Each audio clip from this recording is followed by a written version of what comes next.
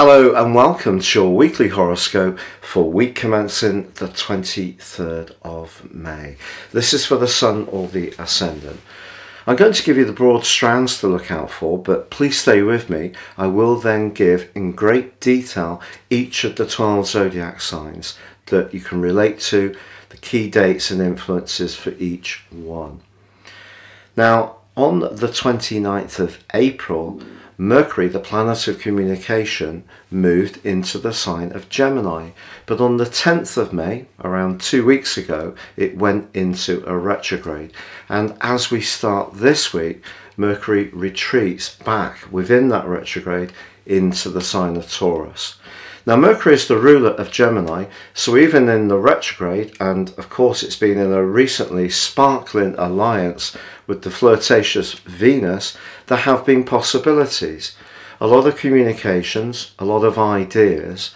I think Mercury reversing back into Taurus asks us to get really grounded about what some of those ideas may be and try to get a more tangible idea of how we can make things work in a really practical way. So an opportunity, I think, to still grapple with those finances, especially with the recent cost of living increases, and where we can squeeze a bit more from our budget. Mercury's going to help us to think about those things.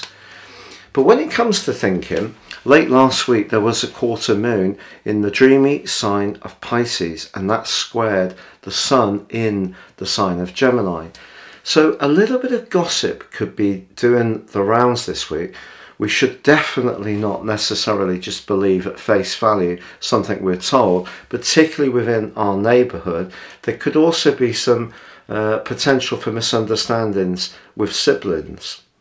Now, this is a really important week in so many ways, but I think mostly because Mars on Tuesday returns to one of its two home zones, but of course it is the only ruling planet of the sign of Aries, and that's where it gets back to on Tuesday for a 6-week stay.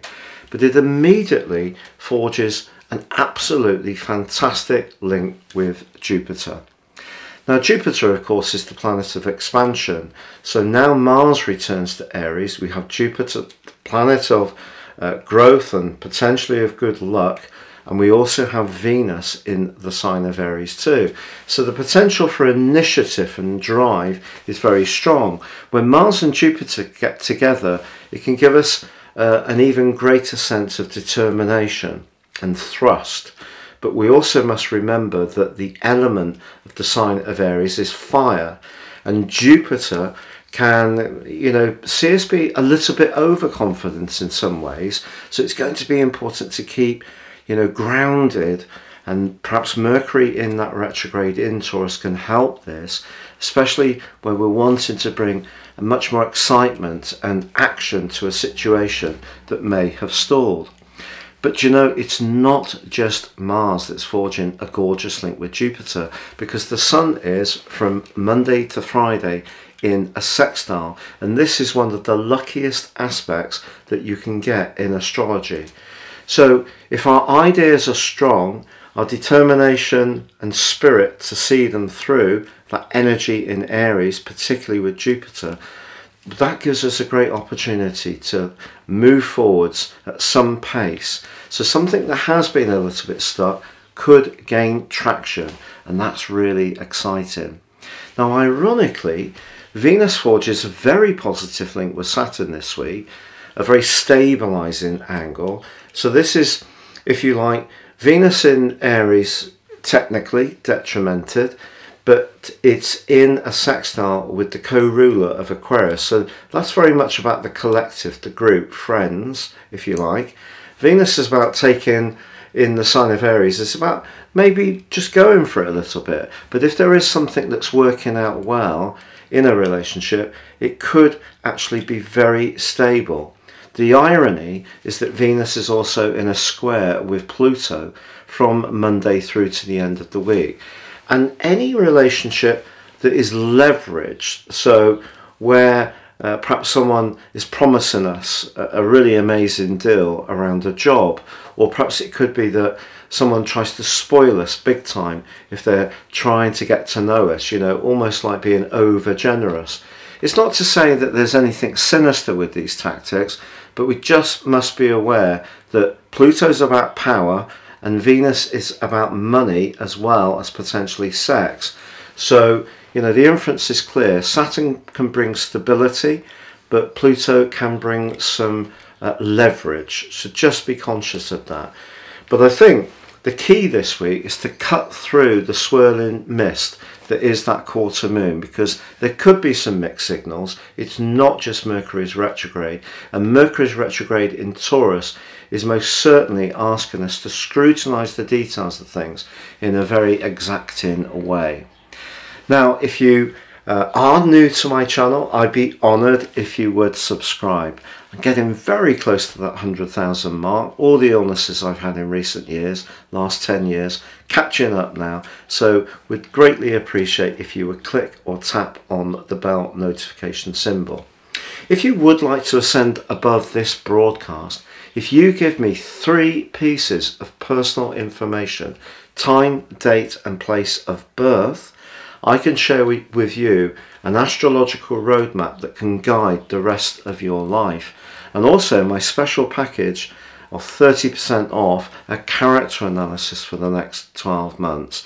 No 2 charts are the same. Please see the link beneath this video. But please stay with me now for your individual zodiac forecast. So Libra, your week commencing the 23rd of May forecast. So exciting, because of course Mars moves into your opposite sign.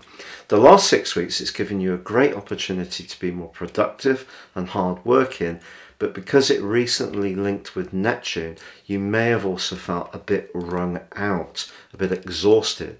So Mars moving into your 7th house is the sector of open enemies. Now that's very traditional astrology, and I don't want you to feel fearful about this. What it means basically is that you know who you have to tackle. So it could be a partner that you're playing against in badminton or tennis or squash, because it's a direct opponent. It could be someone at work that is on the sales team with you. You might like them, but essentially you are opponents because you're competing. So Mars in the 7th house can actually be positive, because it's going to give you a desire to reinforce your boundaries, but because it's in conjunction with Jupiter, it could be very lucky around your love life. You're going to be giving out a dramatic sort of vibe that can pull someone to you. And of course you have your ruler in the 7th house too, also in the sign of Aries. That's forging a very stable link this week with Saturn. So if there is a relationship that's going well, it can get more evolved. If a relationship is not so good, I think the square with Pluto can push some politics into the open. Now, of course, Mercury retrograde and retreating into the sign of Taurus is your longer term finances, and that's where you have Uranus and the North Node. So that could be an area that's a little bit turbulent, a little bit unsettled, especially if you've invested greatly of your emotional self or even your resources. So the retrograde is clear. You've got to keep micromanaging how you're planning to use the money you do have in a cautious, but that doesn't mean to say you should turn off from the potential to invest or to do something that's a bit more daring. And the reason for that is the Sun in your 9th house of adventure and expansion, very Sagittarian influence, is linking with Jupiter, the ruler of the 9th house, in your sector of relating. So a very enterprising partnership or some kind of collaboration could actually be extremely positive for you over the next week. Now the other thing, of course, is that the quarter moon, which occurred right at the end of last week, was in the 6th house. The Sun's in the 9th house. The 9th house is about freedom, adventure and independence. The 6th house is about sacrifice. You also have Neptune there. Now Neptune's actually forging a very positive semi-sextile to your ruler this week, and also to Saturn. So your compassion, your ability to help others can actually be something you get a lot of satisfaction from. But I just think the balance between the 6th and the 9th houses means that it's important that you're not spending so much time people pleasing that you're actually denying your own need for a bit of space, a bit of spontaneity, and to do things more off the cuff.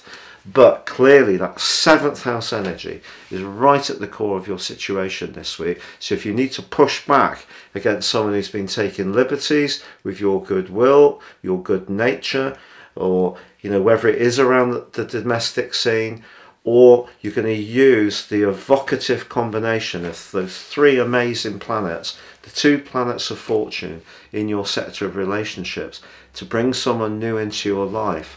It really is very finely primed, but very exciting for you.